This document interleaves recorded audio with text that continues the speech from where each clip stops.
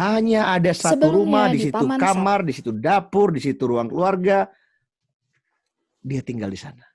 Dan di situ juga dia akhirnya senang membela orang-orang yang susah, orang-orang miskin, kaum-kaum mustadafin. Tapi kalau dilihat satu lapis, kita aduh gimana ini? Tapi kalau coba lihat-lihat terus, kita menikmati juga lama-lama. Nothing new under blue sky. Lincoln sudah mengalami. Tidak ada yang baru di bawah langit biru, sobat. Pada para pendengar di seluruh dunia, inilah Paman Sub, disiarkan secara langsung di Total Politik dari Illinois, Amerika Serikat. Kepada para ponakan Paman Sub yang menonton channel Total Politik, jangan cuma ditonton, tapi juga di-subscribe. Karena dengan bertambahnya subscriber, Paman tambah semangat untuk membahas hal-hal yang tidak penting bersama Arpud Ariputra. Subscribe, tekan tombol lonceng, dan ting! Wah, ini nih. Kalau Ini yang kita menarik. di Indonesia emansipasi itu Kartini. Kartini. Nah, Ya. kalau di Amerika tidak. Jadi kalau, dan akhirnya gue cek juga, gue lihat kan, gue tanya, kakak lihat buku pelajaran kakak. Wah, diajarin di bangku sekolah di Amerika. Jadi anak-anak di Amerika itu diajari Proclamation of Emancipation itu bukan terkait dengan emansipasi wanita seperti kita belajar di sekolah.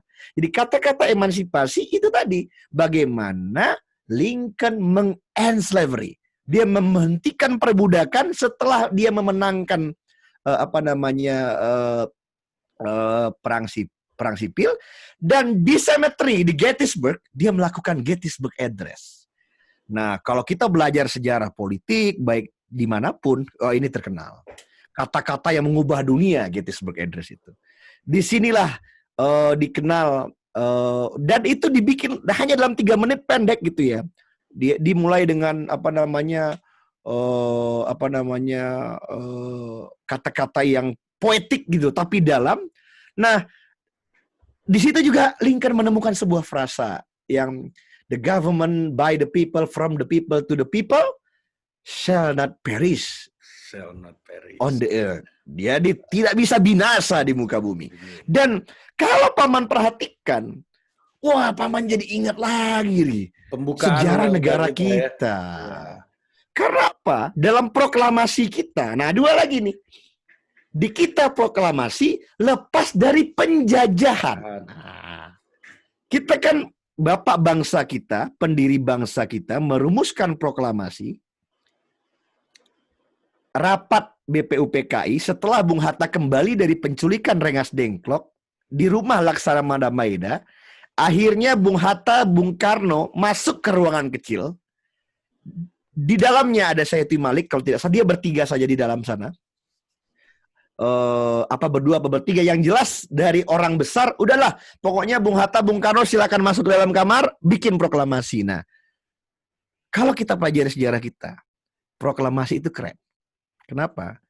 Kata-katanya didiktekan oleh Bung Hatta. Ini Renaissance man juga nih, bos. Anak orang kaya, ya kan, yang mengalami didikan Eropa, berbahasa Indonesia dengan baik, dan dituliskan oleh Bung Karno. Dan kalau kita baca di bukunya Bung Karno, di bukunya Bung Hatta, dikatakan Bung Karno yang bilang, Hatta, kamu saja yang mendiktekan karena bahasa Indonesiamu lebih baik dari saya. Bung Karno yang tuliskan, itu kebayangan.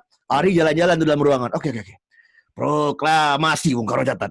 Kami, bangsa Indonesia, menyatakan dengan ini kemerdekaan Indonesia. Hal-hal yang mengenai pemindahan kekuasaan dan lain-lain, ada di bawahnya. Yang Paman akhirnya tuh seperti Ghost Bomb. Ini great mind thinks alike.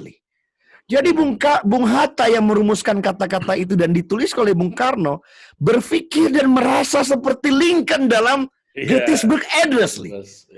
Karena coba lu terjemahin kata-kata itu. Tapi bedanya, yang satu kan dia mengatakan pemerintahan dari, oleh, dan untuk rakyat tidak akan pernah binasa di atas muka bumi. Itu artinya kan. Tapi bagi Bung Karno dan Bung Hatta dalam proklamasi kita mengatakan bahwa yang tidak boleh binasa adalah kan proklamasi pemindahan kekuasaan dan sebagainya dan Tempo sekarang yang tidak boleh di masa itu adalah penjajahan di atas dunia harus dihapuskan. Nah, jadi yang harus dihapuskan adalah penjajahan. Kalau ini kan pemerintah demokratis, shall not perish. Kalau ini kan berarti kan penjajahan harus dihapuskan di atas muka bumi. Kalau yang ini tidak bisa dihapuskan. Tidak bisa dihapuskan. Jadi tidak bisa binasa pemerintahan demokratis. Jadi maksud gua, wah, ini menarik. Paman tercenung. Jadi paman akhirnya di dalam hati paman mengirim doa supaya arwah Abe Lincoln itu damai di sisinya di dalam sana. Karena dia sudah menghapuskan slavery ini. Jadi memang menurut gua itu kemarin yang tercenung juga gua. Akhirnya lucu ya, maksudnya menarik bahwa gara-gara itu tuh si sejarawan gitu, seorang sejarawan tuh ngomong gitu. Coba kamu belah dua mukanya Lincoln. Sebelah kanan ini, itu di mata yang dia pernah kena sepak kuda itu lirih, sedih. Sebelah kiri itu dia sebagai orang yang berhati baik, senyumnya manis. Jadi itulah seorang Abraham Lincoln. Jadi itu kemarin kira-kira hikmah ya. Artinya seorang pemimpin yang bisa menyelami batin daripada negaranya, yang pada akhirnya dia menjadikan tempat nurani di dalam dirinya itu tempat dia bertanya. Akhirnya political aid, advisor, minister, secretary itu at the end of the day hanya memberikan masukan-masukan. Tapi nyonjah di dalam dirinya seorang pemimpin kan itu memerlukan memiliki hati yang baik gitu. Gitu kira-kira. Oke. Kalau di Indonesia kata seringkali kita berdiskusi mengenai kata emansipatoris gitu ya. Mungkin kita itu tidak punya punya experience yang berbeda memaknai kata ini dengan Abe Lincoln di Amerika.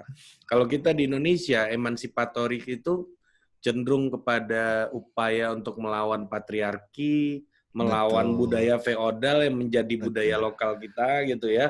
Dan sebuah gerakan yang menomorduakan perempuan warga negara kelas 2. Ya sih, karena kita menganggap diajarkan dari setiap jenjang sekolah, Ibu Kartini adalah ibu emansipasi wanita. Dan kata itu menjadi sebuah upaya bergerak dari masyarakat yang tradisional menuju masyarakat yang modern gitu ya. Dalam kacamata hubungan relasi laki-laki perempuan dan division of labor gitu ya. Meaningnya kayak begitu kira-kira gue membacanya. Kira-kira begitu. Ya, kalau di Amerika itu punya zeitgeist yang berbeda gitu. Sejarah perjalanan bangsanya. Ya, semangat zaman kata emansipatoris ini, emansipasi ini menjadi berbeda gitu ya. Dengan utara dan selatan, soal ekonomi, soal penghentian perbudakan. Tapi begini ya, ini ada lagi yang lain. Gue mikir-mikir, ini ada apa gitu. Gue akhirnya dapat. Jadi begini ya, kan orang bilang white supremacy. Orang bilang orang yang tidak punya rasa perkemanusiaan, ada muncul seperti Nazi gitu ya. Memang gue pikir ini bukan soal gini. Bukan orang yang punya warna kulit tertentu pada akhirnya dia menjadi bengis gitu. Semua orang tuh punya potensi-potensi menjadi orang yang rasis gitu ya. Nah, coba lu bayangkan sejarah pembentukan nation kita. Dan akhirnya gue lihat kita bandingkan dengan sejarah pembentukan nation Amerika. Kan yang ke sini ini, yang ke Amerika, itu orang putih. Ya. Orang putih yang sudah saya ceritakan sebelumnya, berangkat ke benua baru yang relatif kosong, yang hanya ada Indian ini, sebagai Native American ini. Mereka datang dari Irlandia, datang dari Skotlandia, dari Belanda, dari Prancis, membuat koloni-koloni untuk kehidupan baru. Tapi almost mereka ini datang karena represi daripada monarki. Monarki Yang monarki ini kan putih-putih juga. Iya. Orang berkulit putih juga. Dan menindas kan orang kulit putih juga. Menindas orang kulit putih juga, gitu ya. Dan mereka akhirnya menyadari mengerubah ini semua. Titik tengahnya terjadi monarki konstitusional. Nah, tidak ada yang menjadi republik dan membubarkan kerajaan-kerajaannya. Ada akhirnya seperti Inggris menjadi monarki konstitusional. Nah, mereka ini akhirnya merasa tercerahkan membuat negara bangsa baru bernama Amerika. Yang nggak mau ada raja-raja, kan sudah saya ceritakan. Man create equal. Tapi problemnya dalam membangun abad benua baru ini, dia memerlukan tenaga kerja labor yang bisa murah dan membuat mereka kaya raya. Akhirnya dia impor orang-orang dari Afrika. Itu maksud gua. Orang-orang berkulit hitam yang diperdagangkan. Tapi nggak bisa juga dikatakan bahwa mereka adalah orang-orang yang penjahat ansi dengan kacamata hari ini. Karena itu adalah usia zamannya. Yang makanya waktu itu Paman ceritakan, bahkan Islam ketika hadir di Arab pun mengenslave dengan apa? Mengenslave itu dengan ayat-ayat, dengan hukuman-hukuman, penebusan hukuman. Sama seperti misalnya, nah ini agak pengajian agama ya. Islam menghentikan alkohol. Dulunya mas sahabat Nabi mabok-mabok kan. Mabok-mabok. Nabi kan nggak langsung hancurkan mabok-mabok. Kalau lu mabok lu nggak boleh sholat kan gitu lu, bro. Ya. Gua nggak tahu detailnya, yang penting datanglah satu ketika benar-benar diharamkan khamar. Nah, katanya yang gue belajar sirah di sekolah, kira-kira itu di kota Mekah atau Madinah itu penuh dengan gentong-gentong banjir khamar. Artinya apa? Kalau dipakai dengan hukum Islam hari ini, ya mabok-mabok itu haram. Tapi kalau waktu awal-awal Nabi, sahabat Nabi mabok-mabok gitu loh, bro. Nah, maksud gua itu yang terjadi. Juga Rahman itu. Nah, jadi artinya apa? Slavery waktu itu kan ke situasi zamannya. Tapi ada orang yang mendapat keuntungan ekonomi dengan punya slavery. Tapi problemnya itu bertentangan dengan negara yang dibangun dengan prinsip equal tadi, yang merupakan kritik terhadap motherland-nya dia. Nah, itu sejarah bangsanya. Ya, lu mengulang hal yang sama lagi kalau lu melakukan itu, kan gitu. Lu mengulang yang sama lagi. Nah, sejarah bangsa kita, nah ini lain lagi. Ada puak-puak, ada raja-raja yang sudah membangun puak-puak ini. Tapi kalau kita lihat lagi secara usia peradaban, nah ini Paneman senang sekali dengan kata-kata ini. Ternyata semua kan imigran juga. Ya. Kan meminjam cara pandang Dubes Helmi Yahya, saya suka sekali ya, Bang Tantoy. Saya suka sekali dengan pandangan itu, saya pikir luar biasa dalam channel Total Politik. Iya. Kalau kita melihat Indonesia, by the way dia ngefans sama Pak Mansap itu. Nah, saya juga ngefans sama dia, ya kan. Kalau kita lihat bangsa Indonesia ini, dia bilang dari sisi India katanya, kita adalah orang Samudra Hindia. Tapi inilah melting pot daripada India, ya kan, dan Arab, dan Cina dari utara. Itu bro. Tapi kalau kita lihat sisi Indonesia dari Pasifik, kita orang Pasifik. Nah inilah yang menjadi orang-orang Austronesia, orang Indonesia Timur. Tapi karena sejarah kita, nah negara yang kepulauan ini dijajah oleh bangsa Barat bernama Belanda. Nah ingat lagi, Ri. Tadi ingat, ada orang-orang putih yang tercerahkan. Inspire dia membangun negara baru. Karena dia dioperasi di motherland-nya. Tapi ini juga sama, nih ada orang-orang putih yang menjajah. Lu bayangin, dia menjajah, colonize. Untuk mendapatkan barang-barang, membangun negaranya. Dan di tanah jajahan ini adalah orang-orang imigran ini. Dia di tanah imigran kan, yang membangun puak-puak tadi. Nah, kita bersepakat membangun kesamaan nasib dari apa? Penjajahan di muka bumi harus dihapuskan.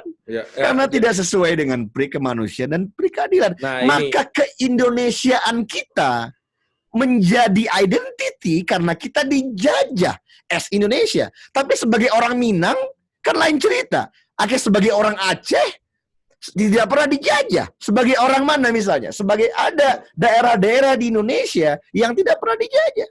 Tapi ketika kita membangun satu negara bangsa baru di awal abad 20 itu, akhirnya kolonialisme itu yang menjadikan identiti kita. Nah, beda kan kalau Amerika dibangun ya, dia mengkritik motherland, ada slavery, Ekman create equal, dia lawan slavery itu. Sementara di tahun-tahun itu, apakah di Indonesia masih ada perbudakan atau tidak? Yang terjadi kan stratifikasi masyarakat. Ada orang lokal, indigenous people, yang digunakan oleh orang putih tadi untuk bekerja.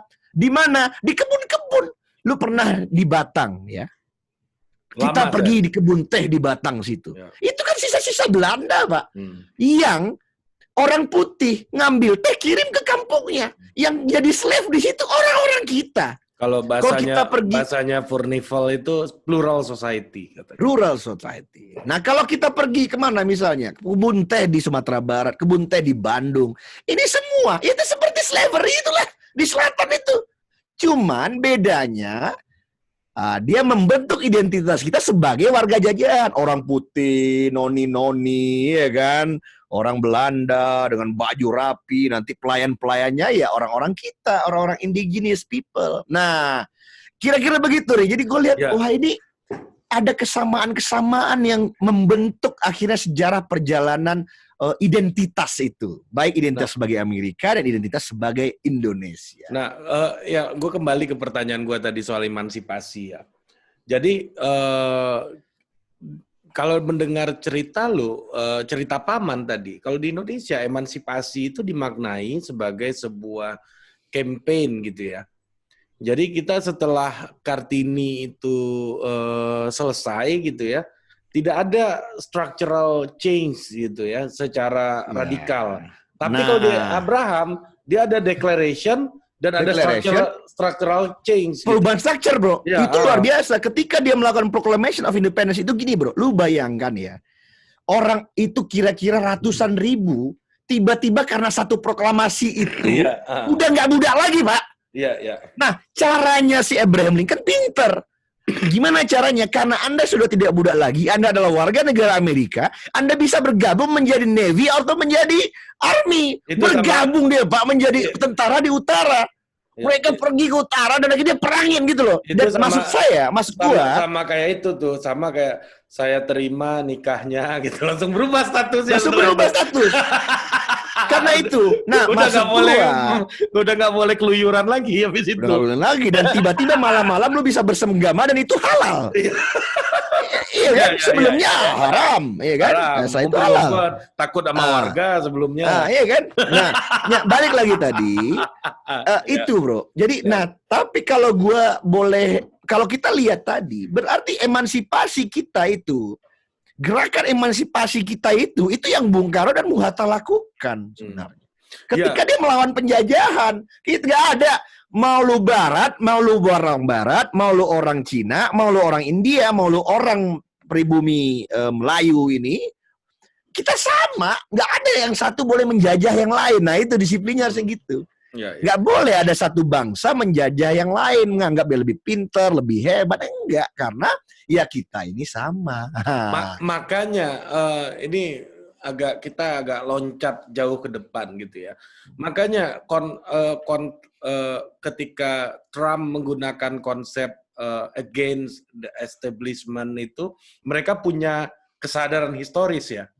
Iya, betul. Soal establishment utara dan perbudakan, terus sekarang berubah polanya, orang kulit putih yang terpinggirkan, imigran masuk, segala macam gitu. Betul. Itu ekstrapolasi ya, jadi perubahan, tapi kira-kira ada memori kolektif, dan mungkin di alam bawah sadar juga, Pak. Mungkin nggak dibahas-bahas gitu. Sama kayak kita gini ya, kita belak-belakan di sini gitu ya. Ada di alam bawah sadar kita gitu. Kalau kita mau apa ya? Gini ya. Contoh ya, orang Amerika. F word ini biasa di mana-mana. Kalau dia ngomong, pokoknya segala F word keluar lah. Pokoknya dia ngomong apa namanya? Ini motherfucker. Ini fuck, ini fuck. Tapi kalau dia lagi proper dia nggak keluarin tuh omongan. Cuman kan dalam keseharian itu hidup gitu loh, bro. Sama kayak di Indonesia. Kita tuh tabu ngomongin, bos. Aduh, gue nih nggak Jawa, nggak mungkin gue jadi presiden gitu.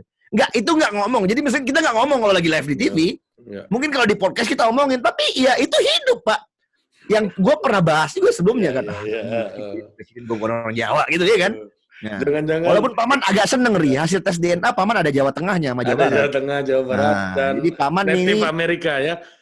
Paman ada natif Amerika, ini belum kita bahas ya. Iya. Paman udah tes DNA, Paman ada natif Amerika. Berarti ini bener nih, Paman sedang meresapi leluhur di sini. Iya. Paman ada Sumatera Barat, Paman ada Jawa Tengah, Jawa Barat, dan Sulawesi Selatan. Makanya akhirnya Paman pikir Allah buat Paman pernah mengabdi di KKP itu sebagai darah pelaut Paman itu. Sulawesi Selatan itu. Oke, Paman, ini lanjut ke pertanyaan berikutnya nih, soal politik kekinian lah. Soal gimana Joe Biden mengutip Al-Quran. Dan sebagaimana Abraham Lincoln adalah presiden Amerika yang memiliki Al-Quran. Nah, ini terkenal nih, Al-Qurannya Abraham Lincoln. Iya. Jadi maksudnya, itu yang, ini menarik sih ya. Jadi, Ri, kan udah Paman bahas bahwa batang tubuh daripada peradaban Amerika ini adalah Judeo-Kristiani. Ini fair-fairan aja. Memang ini Nasrani dan Yahudi. School apa namanya itu? Apa namanya? Filosofal Grundslagnya Barat itu, peradaban Barat ini. Yahudi dan Nasrani. Tapi setelah gua pikir-pikir, ini menarik juga, Ri. Sama juga dengan Indonesia, Ri. Filosofi Grundslag politik kita ini, nasionalisme dan Islam. Pertanyaannya sekarang, kenapa bisa jadi Islam kita di Indonesia? Islam itu kan di Timur Tengah. Sama juga sama Barat-Barat ini, Ri. Ya, demokrasi-demokrasi ini. Yesus itu kan turun di Timur Tengah. Tapi kenapa Amerika jadi negara quote-unquote Kristen ya? Ini kan Christianic country. Orang tuh, siapa bilang? Gue bilang ya, setelah gue tinggal hidup di sini, nggak ada orang Amerika tuh religius. Yang kita lihat, yang ateis di Hollywood, fak-fakan. Di sini kagak juga. Nggak gitu-gitu juga, Ri, ya kan? Setengahnya itu rajin ke gereja, memegang kitab suci, pokoknya hafal parabel-parabel di Bible, datang ke sekolah minggu. Itu sama seperti kita di Indonesia. Ada yang sekuler-sekuler, ya, seperti channel yang satu yang kita bahas tadi, ya kan? Tapi Cokro maksud lo. Cokro dan kawan-kawan yang nggak suka agama-agama dibawa, tapi ada yang di pesantren belajar agama, menggunakan agama sebagai dasar politik, itu terjadi di kita.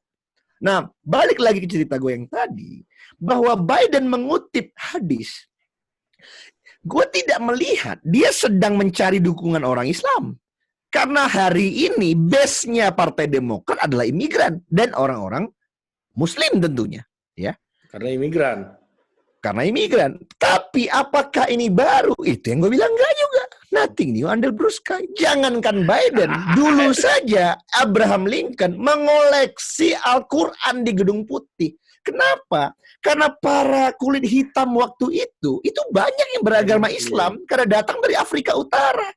Jadi salah kalau kita lihat bahwa Islam ini baru di Amerika. Dan katanya itu juga sejarah musik blues muncul di Amerika. Iya. Artinya, tapi memang dia tidak jadi arus utama gitu loh. Karena dia tidak majority. Karena hitamnya aja kan udah gue bilangin angkanya nggak sampai 10% gitu loh. Iya. Jadi maksud gue sama kayak di Indonesia, kita majority Muslim. Apakah, nih gue bilang sama lu, apakah gini, sahabat-sahabat kita dari NTT, yang majority itu Nasrani, sahabat-sahabat kita dari saudara kita dari Tapanuli Utara, yang majority itu beragama Kristen, tidak menjadi bagian Indonesia? Ya enggak juga, Ri. Bahwa seorang presiden Indonesia, gue pikir dia harus baca itu Bible. Jangankan presiden, Paman Sap saja. Itu di rumah Paman Sap ada Bible, ada Veda. Gue punya Veda.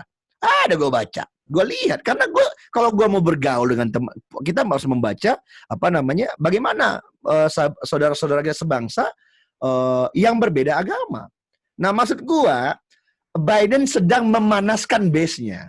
Ya. Tapi itu tak obah Donald Trump megang Bible di gereja. Tuhan adalah cinta katanya. Tuhan adalah cinta. God is love. Dia kalau orang-orang liberal sebel sekali, ini apa-apaan ini, dan ngapain sebel, orang itu sudah nganggap Donald Trump iblis. Jadi tapi Donald Trump sedang bicara kepada pendukungnya. Jadi itu ibarat Donald Trump sedang, jadi kita ibaratkan saja Denny Siregar sedang berdakwah di Cokro TV, Vasco Rusaimi sedang berdakwah di Macan Idealis. Yang satu Vasco adalah Joe Biden, yang satu Trump adalah Denny Siregar. Simple as that. Gitu. Dia lagi memanaskan, energize the base gitu. Apakah silent majority nanti akan menangkap? Nah, tergantung moodnya. Teori ini. Tergantung mood. Tapi Tergantung kalau mood. Paman selalu yakin, nggak tahu nih apakah Paman udah merevisi pendapat keyakinan Paman bahwa it's economic war. Setuju gua. Masih kan? belum karena COVID orang kehilangan pekerjaan. Nah, tinggal scapegoating. Kan tapi orang yang kehilangan pekerjaan itu nggak membenci gaya Trump. Trump memang kurang ajar, memang misoginis. Gua lebih nggak lihat gitu. Trump ini memang mulutnya nggak sekolah, enggak. Gila Trump, lu ini mimpin Amerika lagi COVID, terus lu nggak becus. Gua kehilangan pekerjaan gitu. Padahal seluruh incumbent di dunia pusing gara-gara COVID. Nah, seluruh yang memimpin kok di dunia ini pusing. Dan gua akhirnya perhatikan, gua akhirnya cek-cek ya. Gue cek-cek di beberapa negara gitu. Di Amerika, di Indonesia, di Malaysia gue cek. Di Inggris gue cek.